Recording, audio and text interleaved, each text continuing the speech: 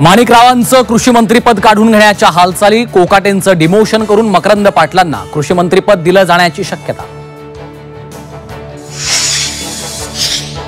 मुख्यमंत्री फडणवीसांकडून नगर विकास विभागाच्या उधळपट्टीला लगाम, विकास कामांना मंजुरी आधी मान्यता घेण्याच्या सूचना, शिवसेनेनं चर्चा फेटाळली, विरोधकांची खोचक टीका।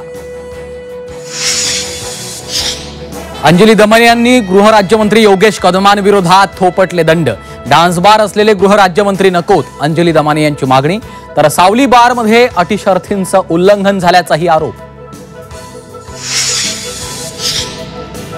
लाडकी बहीण योजनेची छाननी लांबणीवर, स्थानिक स्वराज्य संस्थांच्या निवडणुकांनंतर छाननी होणार असल्याची चर्चा।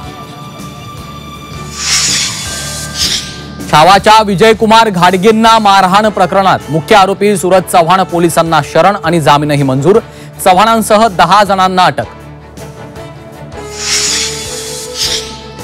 मराठी हिंदी भाषा वादात राज्यपालांची उडी, मारहाण केल्यावर कुणी मराठी बोलू शकेल का, राज्यपाल CP राधाकृष्णन यांचा सवाल।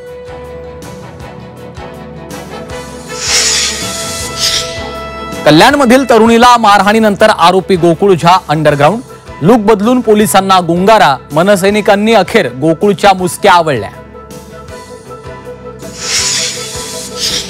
दौंडमधील अंबिका कला केंद्रात बाळासाहेब मांडेकर कडून गोळीबार, चौघांविरोधात गुन्हा दाखल, आरोपींच्या शोधासाठी पोलीस पथक रवाना। परळीतील महादेव मुंडेंच्या शरीरावर 16 गंभीर वार असल्याची शवविच्छेदन अहवालातनं माहिती समोर, गळ्यावर 4 वार, श्वसन नलिका कापली, रक्तवाहिन्याही तुटल्या, धक्कादायक माहिती उघड।